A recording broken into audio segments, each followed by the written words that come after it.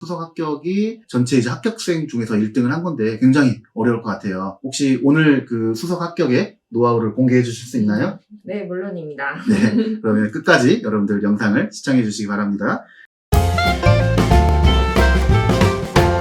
송승민의 특수교육. 특과정은 범위가 방대하지만 나오는 비율은 그렇게 높지 않습니다. 따라서 저는 여기서 시간을 효율적으로 써야 한다라고 생각했습니다. 그래서 카페에서 특과정을 서브노트처럼 단권화 시켜놓은 자료를 찾아서 이 자료를 바탕으로 공부하였습니다. 여기에 기출 분석한 것을 옮겨 적고 그리고 동일하게 우선순위를 표시해 두어서 이 자료만 완벽하게 외울 수 있도록 하였습니다. 그래서 상반기에는 특과정 공부를 거의 하지 않았지만 하반기에 카페 자료에 저 나름대로의 단권화를 진행하여서 시험 보는 날까지 끝까지 암기하였습니다. 다음으로 총론 과목에 대해서 말씀드리겠습니다. 저는 총론이 처음에는 굉장히 읽기가 힘들었습니다. 굉장히 딱딱한 용어들로 되어 있기 때문에 이것을 암기하는 것이 굉장히 어려울 거라고 생각합니다. 그래서 처음에 개인 공부로 진행할 때는 거의 진도가 나가지 않았던 것 같습니다. 그래서 저는 카톡 인증 스터디를 시작했습니다. 스터디를 통해서 빈칸을 완성해서 인증하는 방식으로 진행을 하다 보니까 하루에 그래도 꾸준히 총론에 대해서 보게 되었던 것 같습니다. 이렇게 빈칸을 통해서 핵심어에 대해서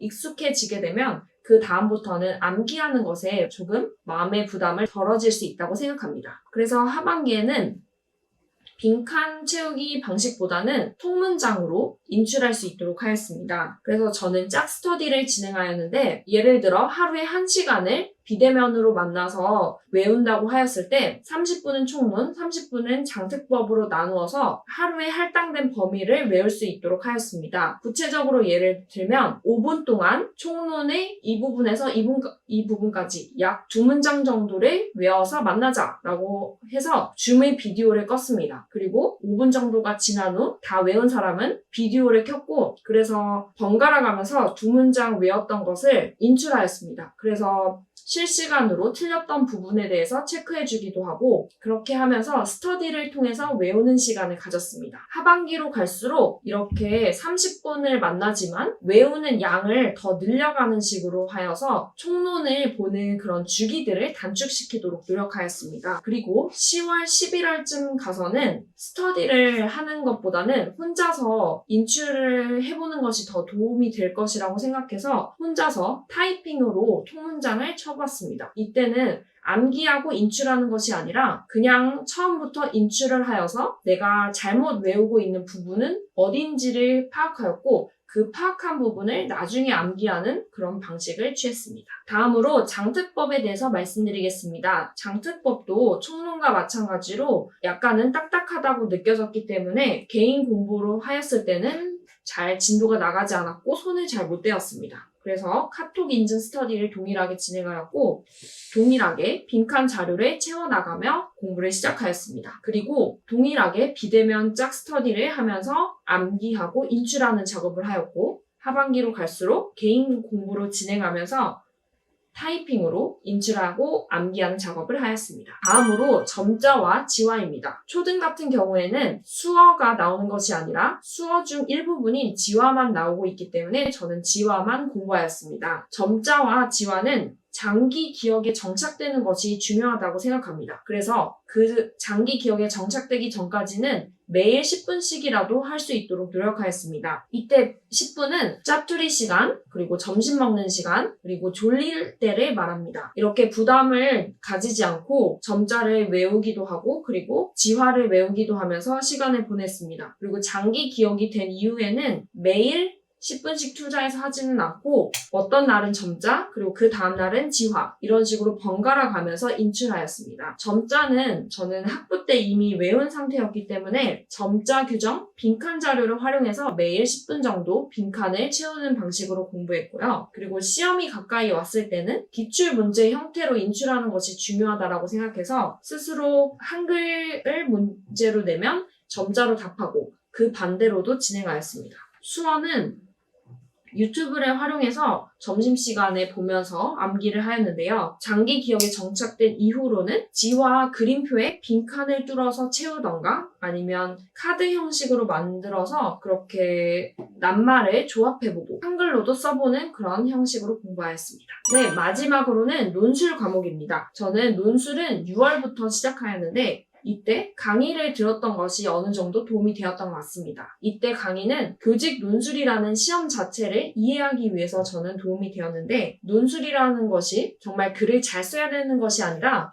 특학의 지식을 그냥 서술형처럼 풀어내면 된다라는 개념을 얻을 수 있었습니다. 그래서 모범 답안을 1회 정도 따라 써보고 저는 직접 여러 번 작성해보면서 서론, 본론, 결론의 형식적인 틀을 익혀갔습니다. 그리고 그 후에는 스터디를 하면서 하루에 한 문제씩을 써볼 수 있도록 하였습니다. 밴드에 자신이 쓴 것을 인증하고 다른 사람들이 그거에 대해서 피드백을 달아주었는데 이렇게 해주었습니다. 그리고 기출문제를 모두 다 푼 후에는 여러 강사님들의 문제를 활용하였습니다. 저는 이 점이 굉장히 효과적이었다고 생각합니다. 왜냐하면 이번 교직 논술 같은 경우는 굉장히 수험생이 만났을 때 굉장히 당황할 수 있는 문제였습니다. 이렇게 기출과 여러 강사님들의 문제를 풀어본 것이 도움이 되었다고 생각합니다. 왜냐하면 기출 문제만 풀다 보면 이미 알고 있는 익숙한 것이기 때문에 수험생들이 그렇게 당황하지 않습니다. 하지만 강사님들 문제를 보면 굉장히 당황스럽게 하는 문제들이 많이 나옵니다. 굉장히 지엽적이라고 생각하는 부분에서 문제가 나오기도 하는데 저는 이런 부분들이 이번 시험에서 도움이 되었다고 생각합니다. 이번 시험에서는 차별화 교수라는 것에 대해서 쓰도록 하였는데 저는 이 차별화 교수라는 용어를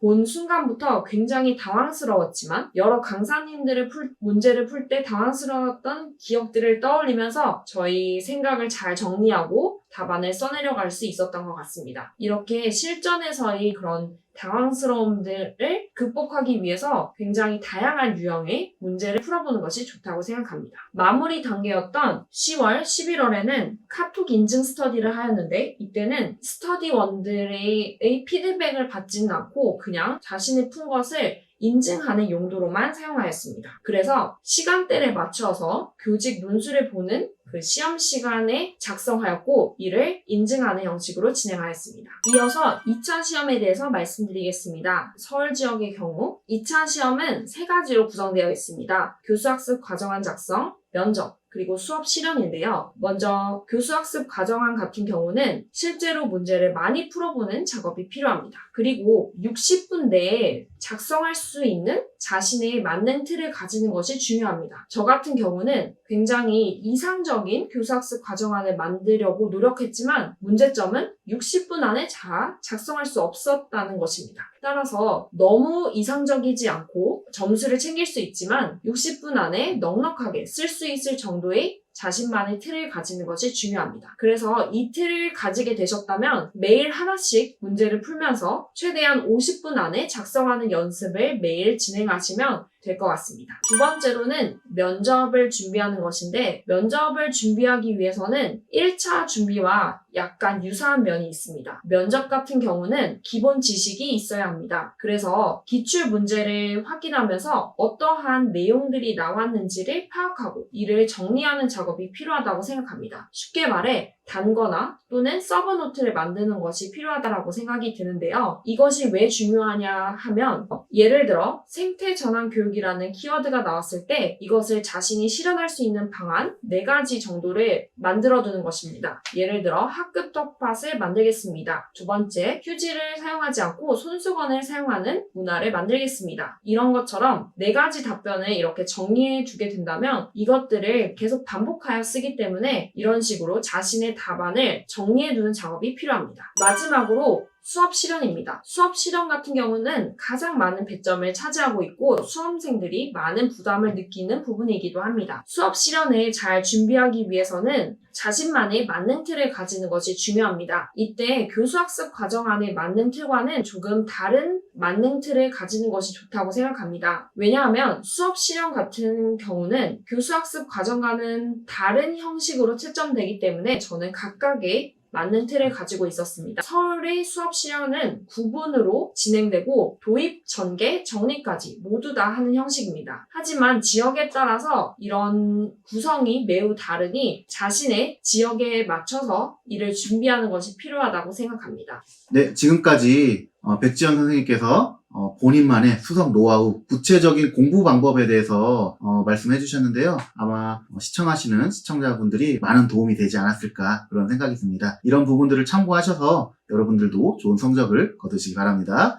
네, 그러면 마지막으로 우리 강남대학교 재학생 혹은 임용을 준비하고 있는 수험생들에게 마지막으로 하고 싶은 말을 해주시면 감사하겠습니다. 네, 제가 가장 드리고 싶은 말은 어느 정도 효율적인 공부 방법을 찾아서 이를 완주해 나가는 것이 가장 중요하다라는 말입니다. 저는 임용 공부가 1년 동안의 긴 장거리 경주라고 생각합니다. 따라서 이를 완주하기만 해도 정말 합격과 굉장히 맞닿아 있기 때문에 자신이 완주하는 것을 목표로 공부를 하셨으면 좋겠습니다. 공부를 하시다 보면 분명히 슬럼프가 찾아옵니다. 저도 큰 슬럼프를 겪었고 그 이후로 매 달마다 한 번씩은 꼭 슬럼프가 왔던 것 같습니다. 하지만 이는 일어서면 그만이기 때문에 잠시 걸어가더라도 다시 달리는 그런 완주할 수 있는 여러분들이 되신다면 합격하실 수 있다고 생각합니다.